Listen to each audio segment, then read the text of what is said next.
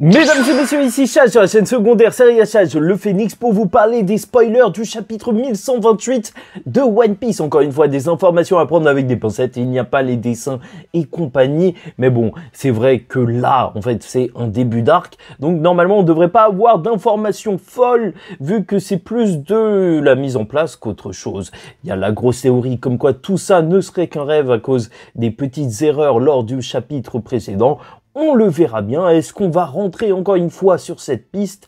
Qui sait? Mais voilà, prenez les choses avec des pincettes et donc découvrons ensemble ces spoilers du chapitre 1128 de One Piece. N'hésitez pas à liker ou disliker la vidéo, commenter, donner votre avis en commentaire et vous abonner si vous n'êtes pas encore abonné. Donc, le chapitre 1128 aura pour titre RPG, ok. Donc, déjà qu'on part sur des Lego, ensuite ça va partir en jeu, on dirait. Enfin, je sais pas. Est-ce qu'ils vont faire un vrai jeu de rôle? Enfin, je sais pas quoi.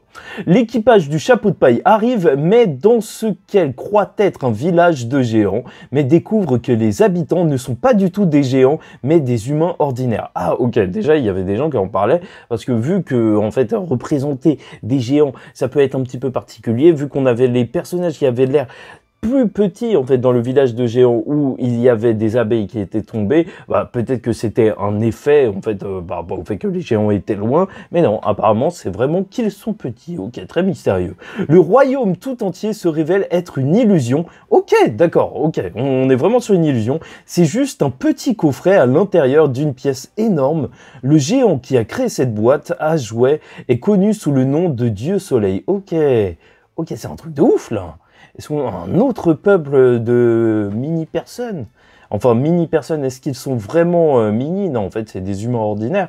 Mais c'est ouf, ok, il y a vraiment un géant qui emprisonne, qui joue avec des petits humains, quoi. C'est Sims.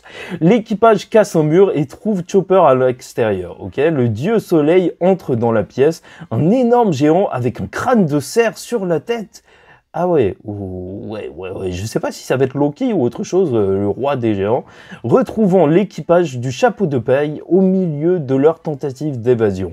Le chapitre se termine sur l'équipage qui s'enfuit à toute allure du chat géant, chat du chapitre précédent, tandis que le dieu soleil les poursuit. Si, c'est vrai que c'est sûrement un roi, étant donné que s'il est associé à ce chat avec une couronne, il doit se passer quelque chose. Bon, on est vraiment sur le début de l'arc. Petit mystère, est-ce que les Mugi vont essayer de libérer ces personnes qui étaient emprisonnées? Et autre question, pourquoi Shanks ne libérait pas ces personnes emprisonnées? Est-ce que en vrai, l'équipage des géants s'entend bien avec la royauté d'Elbaf? Parce que ça a l'air d'être un délire quand même assez particulier, là, d'enfermer des gens dans une boîte, des gens ordinaires. Bref, on le verra bien. Dans tous les cas, ça se trouve qu'ils sont bien dans cette petite boîte. Hein. Ça se trouve que c'est une expérience sociale ou je sais pas quoi. C'est devenu la nouvelle excuse pour faire n'importe quoi. Donc, qui sait? Bon, bref, n'hésitez pas à noter vos vannes en commentaire, même si je pense que ce sera difficile d'écrire des vannes avec le début de l'arc. Hein. Voilà, pas de pause la semaine prochaine, bien heureusement. Et en attendant la suite, je vous dis ciao tout le monde, faites très attention à vous. Et surtout, paix sur vous.